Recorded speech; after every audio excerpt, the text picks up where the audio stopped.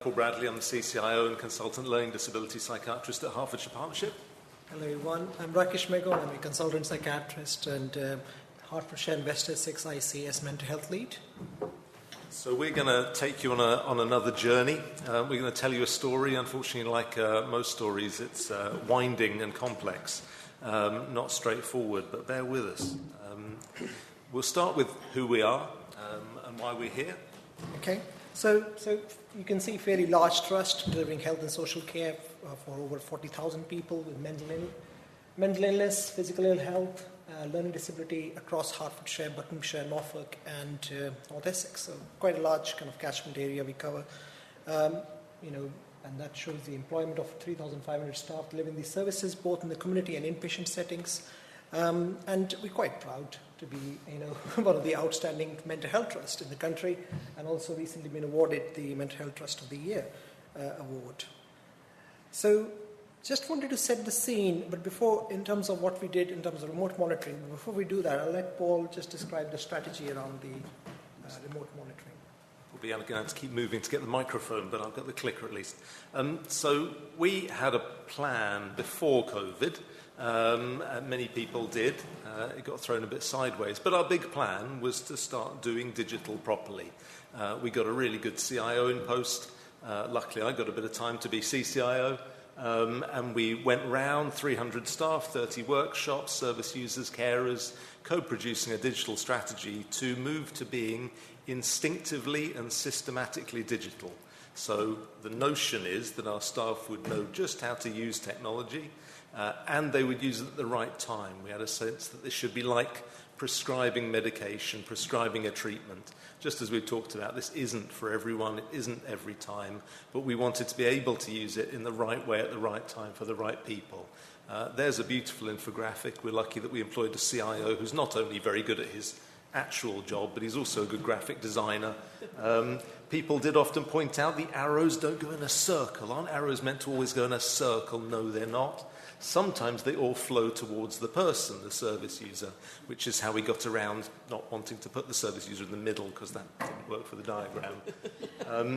And partnerships and system leadership down there in the bottom corner we think are key. We are a partnership trust and a university trust, and we work across 5 ICSs, and we work across 2 regions. We have more partners than we can count at the moment, but that's really key to us. And to give you a little advance notice, working together and linking things together up, interoperability is really key for us. So in amongst all of this, there's 20 different programs, dozens of different projects underpinning all this and delivering all the capabilities here. The one that stands out on its own is interoperability. It's not a thing that's going to be in anyone's hands. It's just going to make everything work. Okay, so before we talk about the interoperability, it's really about a remote kind of monitoring, physical health monitoring initiative. I always take this opportunity to really do some myth busting. So as a mental health trust, we do physical health. We do look after physical health of our service user and carers. And this is BlueBox. Some of you already have probably heard about this BlueBox in the morning session, Wise in Technology, and some of you are already using in your organization. It is a BlueBox, as you can see, and it consists of some user-friendly devices which are Bluetooth enabled or 4G enabled. Can also work on Wi-Fi if you wish to work on that. And it's got some basic physical health devices, enough for a mental health trust, which is pulse oximetry, blood pressure machine, thermometer, 1 lead ECG, blood glucose meter, and our new BlueBox devices also consist of lipid monitoring, kind of monitoring as well. So you don't have to really go anywhere for your lipid monitoring. That can be done through BlueBox as well. And it comes with a precision health scale, so you can do weight and BMI with the precision health scale. So the story behind this BlueBox, and I really want to share that, how this came about. Essentially, it was COVID. It was the pandemic. We're in the middle of it. And there's quite a large mental health trust. We were finding our teams, particularly our older age teams, finding themselves managing mental health crisis, but also at the same time managing physical health crisis.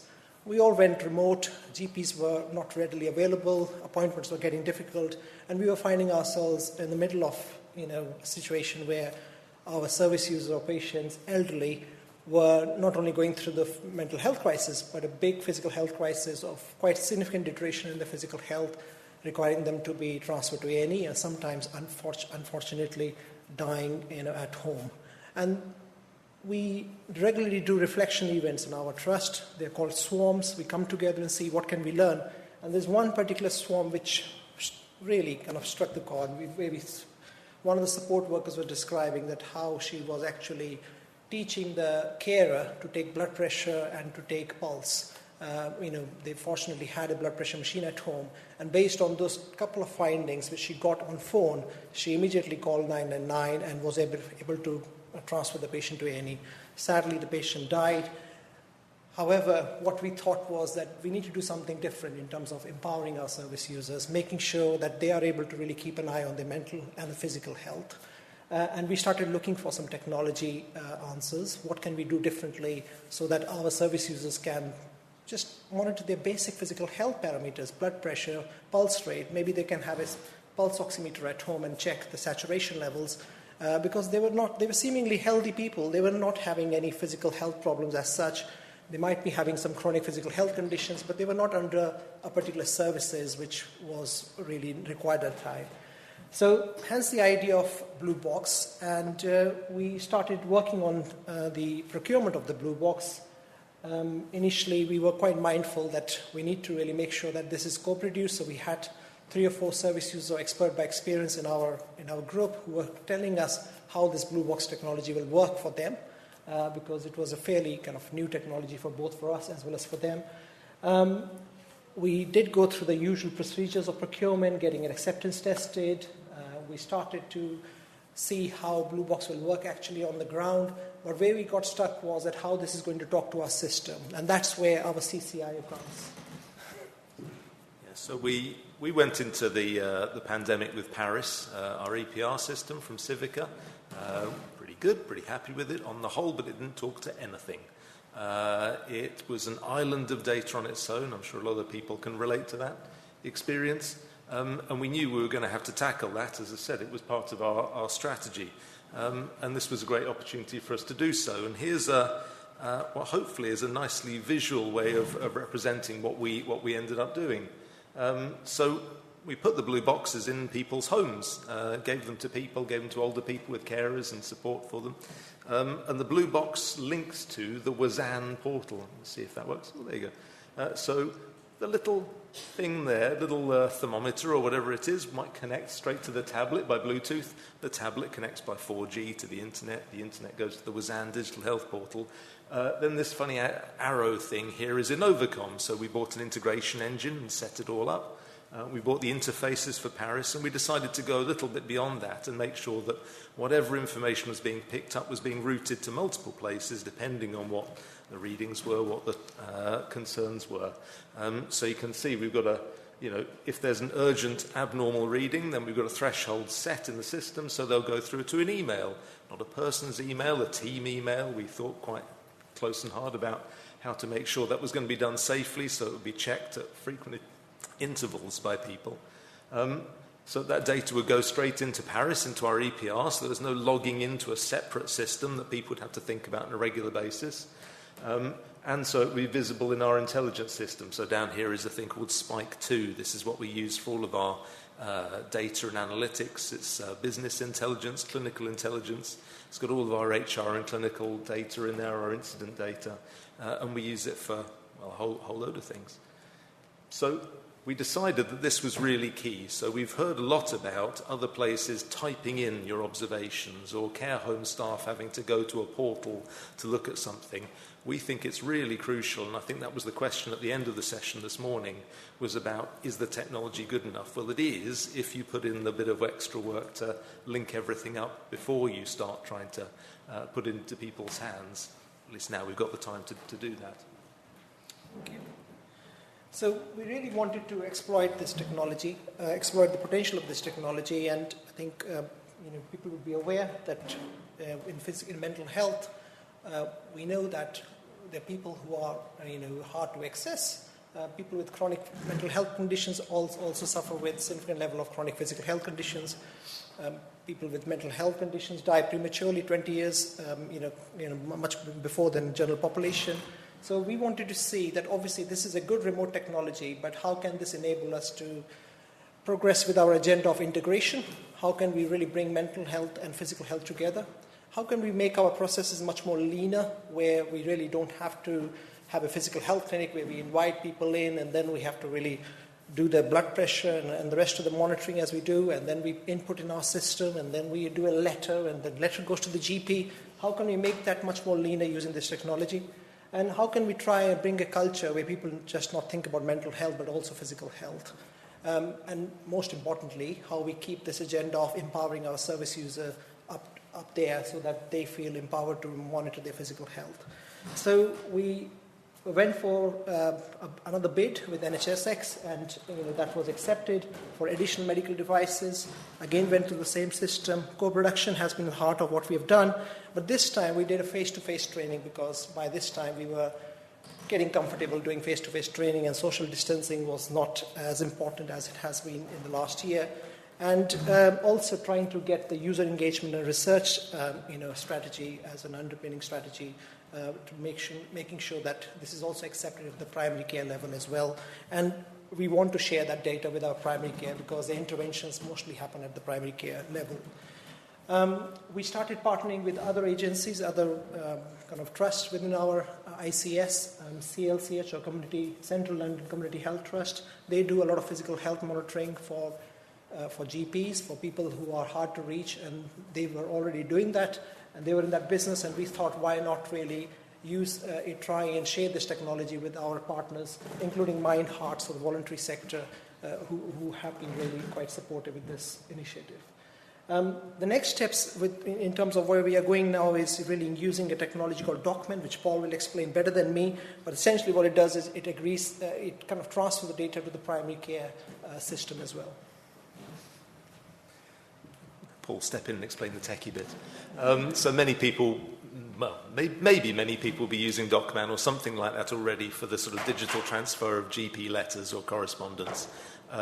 We know that we can do more, and we can transfer the structured data so that the actual physical observations, the blood point-of-care test results that we've got, we can post them almost straight into the GP records. There's a bit of acceptance, and that was where we wanted to do the extra bit of user-centered design with a partner. CX Partners is the organisation, NHSX, Transformation Directorate, have kindly provided to support us with that work. And you get understandable anxiety. People don't want data posted into their system without their knowledge. They don't want to have things that they're not quite clear who's responsible for. But we're working through all those steps and making sure that there's good clinical governance, clinical safety cases around all that kind of work.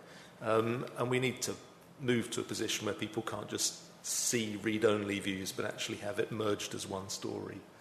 What else do I want to say? I mean, there was something more to say maybe about user-centered design, and I feel like we picked up partway through a story, which was helpful for us, but don't think that we overlooked it, that the BlueBox itself is a co-produced and user-centered design piece of kit.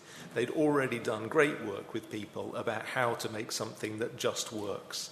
I was on the verge of bringing it this morning, but I decided that walking around London with a blue briefcase, which clearly has a power socket on the outside, might get some funny looks. I thought it was more important to just make it here without being thrown off the train. So we've progressed. There's still a lot more to do. We're looking at how we can scale up and advance further. We're looking at the partnership we've got with other mental health and LD trusts around the region, where we can do more and they can learn from our experience. Deliberately left, only about 30 seconds, to say the things that we do differently. No, we do nothing differently. We did it perfectly. It's fine. We probably would have involved the frontline staff using the kit even earlier in it, and made sure that people had time carved out to do it. We weren't quite early enough in the pandemic response where we could give people anything and they would run with it. We were a bit later, and people were by that point said, no, I've changed my way of working. I don't want to change again. we have to keep supporting and encouraging and giving people time to innovate. There's just a few of our team members, so we had a really good sort of fusion team, a multidisciplinary team, and hopefully you hear the voices of some of our experts by experience, our service users, and people who are part of the project and people with learning disabilities, where we've seen it's been part of the second phase, but the biggest and most enthusiastic adoption. Provide learning disability services across 4 counties, so we're really excited about where that's going to go next. And I think that's probably 15 minutes and we better wrap up, so thank you very much for your attention.